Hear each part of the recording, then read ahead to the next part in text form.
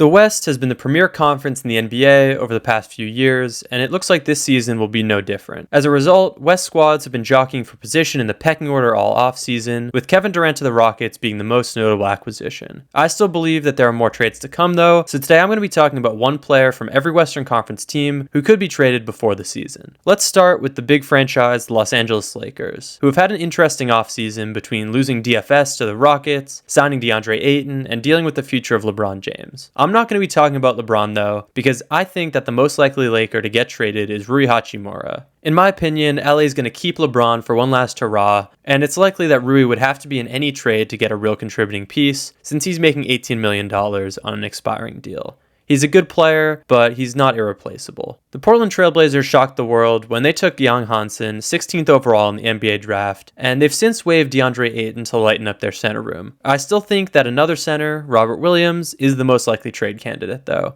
He's definitely injury prone, but is on a reasonable expiring deal, and in my opinion still offers great defensive upside as a backup. For Portland, giving the keys to Donovan Clingan and Young Hansen might be premature, but Williams won't be on the team a year from now anyways. You might as well get a second round pick or two for your trouble. I really had a hard time picking someone for the Minnesota Timberwolves, because it seems like their plan is to run back the same team after paying Naz Reid and Julius Randle. One fringe squad player who I think could benefit from a change in scenery is Leonard Miller, who is a personal favorite young player of mine. I'd like to see him get an opportunity to play, and it doesn't seem like that opportunity is going to come in Minnesota. The Spurs have made a little noise in the offseason between getting the second overall pick in the draft and signing backup center Luke Kornet to a 4-year deal. They're another team who seem content with not rushing the process, but I wouldn't be surprised if they traded Harrison Barnes, who's on a large expiring, in order to give their young wings Vassell, Sohan, Johnson, Champagnie, and Bryant more minutes. For the Los Angeles Clippers, bringing in Bradley Beal and John Collins to replace Norman Powell, in my opinion, is great business so far. One player who struggled at times last year and could be on his way out though is Bogdan Bogdanovic. I think there are teams out there who would believe in a bounce back season, but for the Clips, they should really focus on surrounding their starters with as much defensive output as possible, which Bogdanovic doesn't really offer. The Phoenix Suns have completely turned over their core from last year, with Beal and Durant out the door,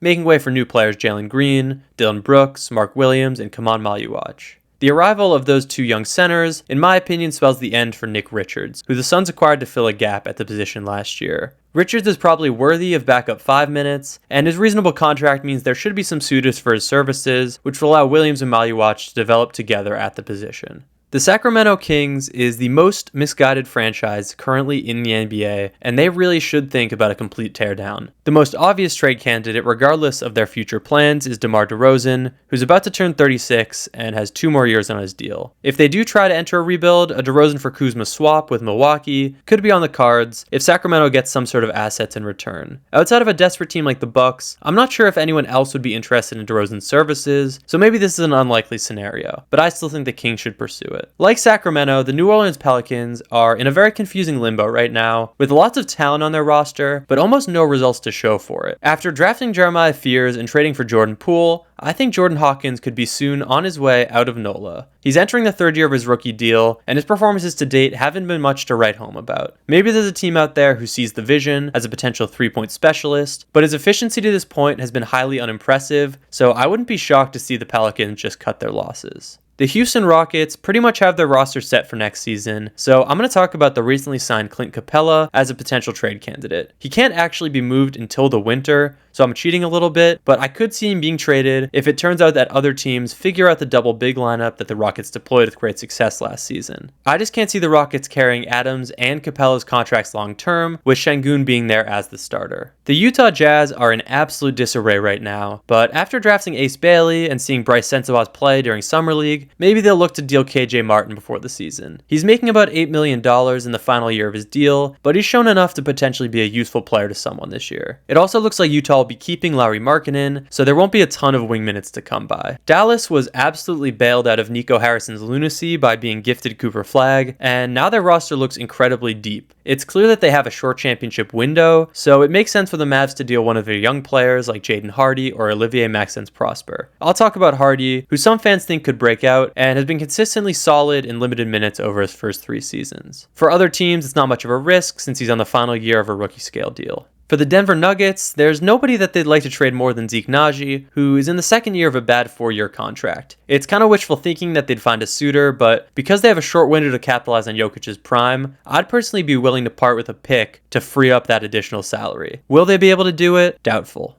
Jonathan Kuminga is one of the most obvious sign and trade candidates in recent memory. It's clear the Warriors don't want him, and he doesn't feel valued in Golden State. Surely there are a number of teams who would want to take a chance on him. It'll just depend on the player and the team waiting each other out on a dollar amount, and for Golden State to get something decent in return. The Oklahoma City Thunder have already traded Dylan Jones to create a roster spot for Thomas Sorber, so they could likely stick with their current squad, which obviously won a championship last year. If they were to make a trade, it would make a lot of sense for them to send out veteran Kenrich Williams.